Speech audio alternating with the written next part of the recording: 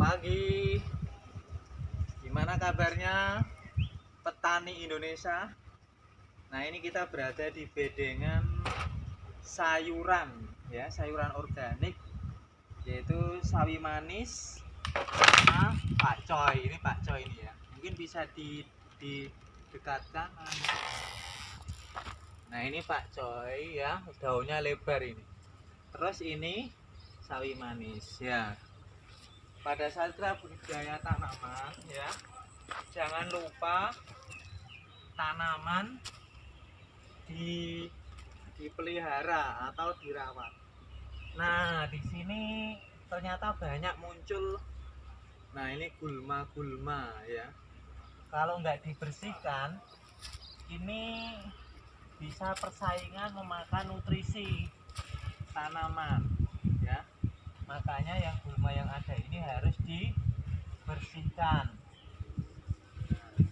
Kalau kita malas membersihkan, nah di sini sebagai sarang terhadap hama juga. Nah, contoh ini nggak diambil, nah nanti serangga atau kutu itu bisa menempel ke sini. Nah, akhirnya bisa menular ke tanaman. Nah, seperti ini. Nah, ini harus dibersihkan. Nah, ini ternyata juga ada krokot ini. Krokot ini juga termasuk gulma ya. Tetapi ini multifungsi, bisa dijadikan sebagai obat alami. Direbus bisa menyembuhkan asam urat. Nah, krokot. Ya. Nah, seperti ini ya. Terus aplikasi apa yang kita lakukan di bedengan ini? Nah, kita menggunakan teknologi mulsa. Ya, ini namanya MPHP, mulsa hitam perak. Ya, mulsa hitam perak. Nah, mulsa ini memiliki keunggulan. Jadi kita tidak banyak ya perawatan untuk gulma. Ya. Karena apa? Di sini dikasih lubang. Habis itu ada tanaman ini. Ya. Nah, yang di sini rumput-rumput tidak bisa tumbuh. Ya. Nah, ini mengurangi biaya operasional yang pertama. Terus yang kedua, untuk sayuran di sini juga bersih. Ya, ini coba bersih ya, nggak ada tanah-tanah yang menempel. Nah, biasanya kalau kita tanpa mulsa, sayuran ini di sini banyak tanahnya. Akhirnya kotor, habis panen perlu dicuci yang bersih dulu baru digunakan. Tapi kalau yang ini enggak bersih tuh ya. Jadi yang memiliki lahan di rumah ya, jangan dibiarkan lahannya, tetapi bisa ditanamin sayuran ya, bisa ditanamin sayuran. Buatlah bedengan ukuran 1 atau 1,2 lebarnya.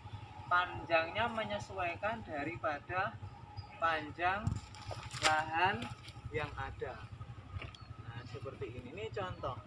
Misalkan kita di depan rumah, di belakang rumah ada lahan ukurannya misalkan 4 meter, dibuat seperti ini.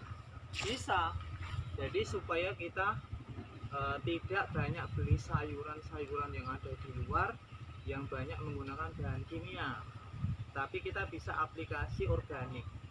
Karena pupuk yang kita gunakan di sini ya, itu kita bisa memanfaatkan limbah yang ada. Contoh, di rumah banyak limbah sayuran, limbah rumah tangga, atau di pinggir-pinggir jalan biasanya banyak orang jual ya nanas ya, atau apel atau jeruk. Kulit-kulitnya itu jangan dibuang, bisa kita manfaatkan, digunakan untuk memupuk ini.